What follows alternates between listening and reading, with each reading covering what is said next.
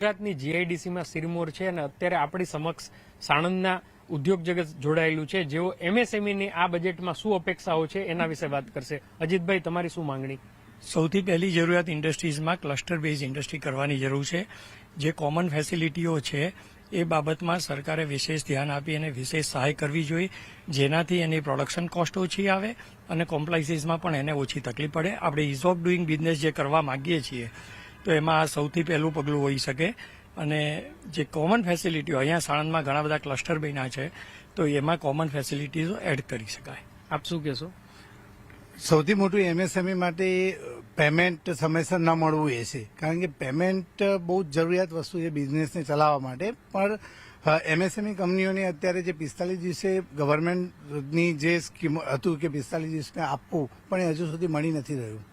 એ બાબતે અમારી નાણામંત્રીને વિનંતી છે કે આમાં થોડું ધ્યાન આપી અને એમએસએમઈને 45 દિવસમાં પેમેન્ટ મળી રહે એવી વ્યવસ્થા સઘન કડક બનાવે.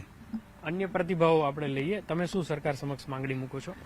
આવનારા બજેટની અંદર જે સબસિડીની જે ગવર્મેન્ટની સ્કીમ છે, સેન્ટ્રલ ગવર્મેન્ટની સ્પેસિફિકલી એને CLCSSની સ્કીમ કહે છે, એમાં 15 લાખ રૂપિયાની મેક્સિમમ સબસિડી લગભગ 15-20 વર્ષથી એ જ 15 લાખ રૂપિયા ચાલ્યા આવે છે.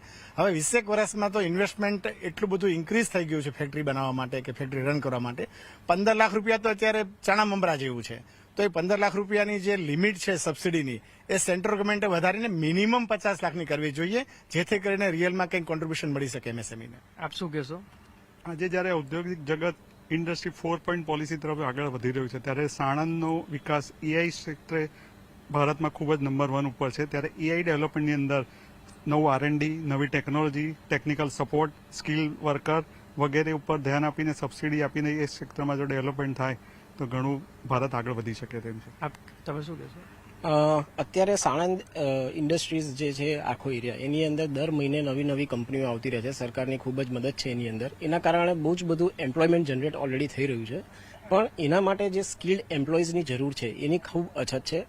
સરકારને એવું નિવેદન છે કે જે આઈટીઆઈ કંપનીઝ, કોલેજીસ અને જેટલા બી ઇન્સ્ટિટ્યુશન્સ એ સપ્લાય કરે છે મેન પાવર, એનો એવો કોઈક એમ્બેડેડ પ્રોગ્રામ બનાવે કે એમનું ભણતર અને એમની ટ્રેનિંગ ઇન્ડસ્ટ્રી જોડે જોડાયેલી રહે, સંકળાયેલી રહે, જેથી કરીને એ અમારા ત્યાં જ ટ્રેન થાય અને એના જે પેમેન્ટ ને ઇન્સેન્ટિવ્સ છે એ ડિરેક્ટલી એમને મળે, ઇન્સ્ટિટ્યુશન્સને મળે, તથા જે કંપનીઓ એમને હાયર કરીને એમ્પ્લોયમેન્ટ આપે છે એ લોકોને ટેક્સેશન રૂપની અંદર કોઈક રીતે જો મદદ થઈ શકે તો આઉટપુટ અને ક્વોલિટી જે આખા ભારતનું ફોકસ છે એનામાં બહુ ખૂબ આગળ વધી શકીએ છીએ. બિલકુલ. તો અહીંયાથી જે સૂચનો થયા છે એના ઉપર કામ કરવામાં આવે તો ન માત્ર ગુજરાતની એમએસએમઈને ફાયદો થશે, પરંતુ સમગ્ર દેશના એમએસએમઈને આનાથી ફાયદો થવાનો છે.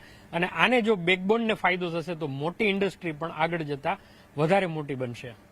કેતન જોશી, સાણંદ.